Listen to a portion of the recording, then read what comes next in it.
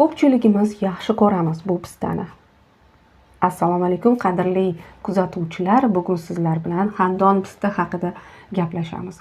Xandon pista mehmondorchilikka yoziladigan dasturxonlarga qo'yiladigan tansiq mahsulot. Uni ermak qilishni yoqtirmaydigan odam bo'lmasa kerak. U nafaqat mazali, balki tibbiyot, dietologiya va pazandalik nuqtai nazaridan ham juda foydali mahsulot. Xandon pista daraxti insoniyat tarixidagi eng qadimiy mevali o'simliklar sirasiga kiradi. Uning balandligi 10 metrgacha yetib, 400 yilgacha yashashi mumkin. Xandon pistaning vatani G'arbiy Osiyo va Suriyadan Afg'onistongacha bo'lgan hududlar sanaladi. Pista makedoniyalik Iskandarning Osiyoga yurishi vaqtida ommalashgan. Qadimgi Forsda bu pista ayniqsa qadrlangan va serhosillik, boylik va to'kinlik alomati sanalgan. Qadimda xandon pistani sehrli yong'oq deyishgan, ammo eng ajoyib nomni xitoyliklar berishgan. Ular tabassumni eslatuvchi yorilgan po'chog'i uchun pistani baxtiyor yong'oq deb atashadi. Hozirgi zamonda bu o'simlikning 20 ga yaqin turi farqlanadi, lekin ularning hammasi ham yeyishga yaroqli emas. Biz uni xandon pista deb atashga o'rgangan bo'lsak-da, botanika nuqtai nazaridan u danakli mevadir. Bugungi kunda xandon pista daraxtlari Yunoniston, Italiya, Ispaniya, AQSh, Eron, Turkiya va O'rta Yer dengizining boshqa davlatlarida, Qrim va Kavkazda o'sadi. Xo'sh, xandon pistaning qanday foydalari bor? Bu pista yong'oqlar orasida o'ziga xos o'rin tutadi. Unda ko'p miqdorda foydali moddalar mavjud bo'lib, bu odam salomatligiga ijobiy ta'sir ko'rsatadi. Xandon pista ruhiy hissiy holat, yurak-tomir tizimi tiklanishiga ta'sir ko'rsatadi. Organizmga tetiklashtiruvchi va antioksidant ta'sir qiladi.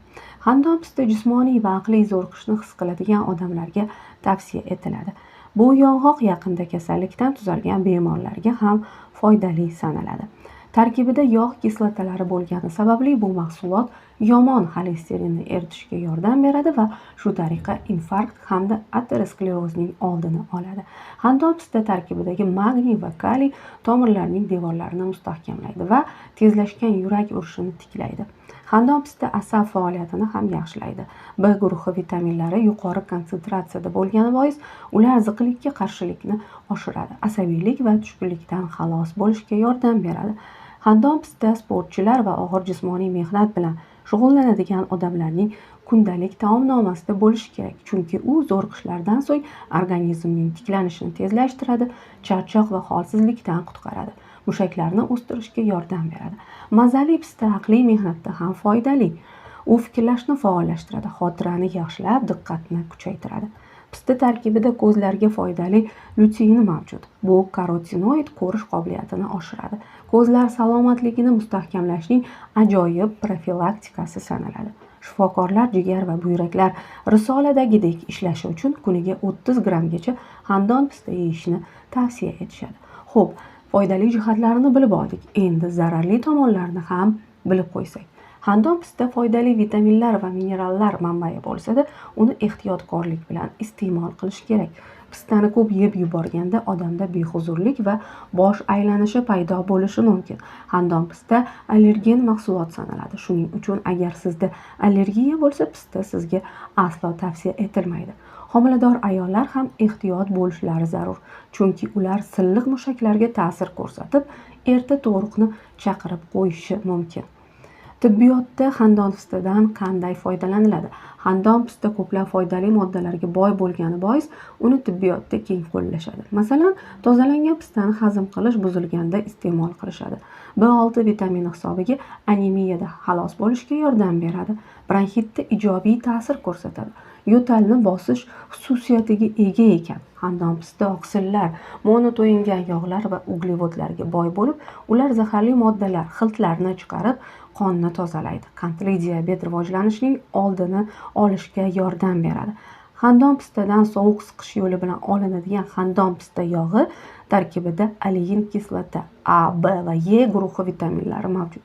Moy terida oson taqsimlanadi, yaxshi singadi va uning himoya vazifalarini mustahkamlaydi. Xandon pistadan salat, desert, sous, issiq taomlar tayyorlashda foydalanish, shuningdek alohida gazak sifatida iste'mol qilish ham mumkin. Ommabop desertlardan biri ajoyib hid va betakror ta'mga ega xandon pistali muzqaymoq sanaladi. Xandon pistani qanday tanlash va saqlash kerak? Do'konlar va bozorlarda xandon pistaning har xil navlarini uchratish mumkin. Qadoqlanganlari ham, tarozida tortib sotiladiganlari ham bor. Bu mahsulotning tarozida tortib sotiladiganini xarid qilgan ma'qulroq. Chunki shunda sifatsiz mahsulotni darrov payqash mumkin. Qadoq ichida esa har doim kamchiliklar ko'rinavermaydi. Xarid qilish chog'ida mahsulotni albatta hidlab va ko'zdan kechirib ko'ring. Undan mog'or hidi kelmasligi, po'chog'i esa bir xil rangda bo'lishi lozim. Agar qadoqlangan xandon pistani ma'qul ko'rsangiz, albatta sinalgan ishlab chiqaruvchilarning mahsulotini va imkoni bo'lsa, ichini ko'ra olish uchun shaffof qadoqligini xarid qiling. Xandon pista qorong'i va salqin joyni ma'qul ko'radi. Pistani sovutgichda, muzlatgichda yoki oshxona javonida saqlash mumkin. Xandon pistani polietilen xaltada emas, shisha idishda saqlagan yaxshi. Tozalangan mahsulot 3 oygacha saqlanadi. Po'chog'ida esa 1 yilgacha saqlash mumkin. Saqlash usuliga qarab.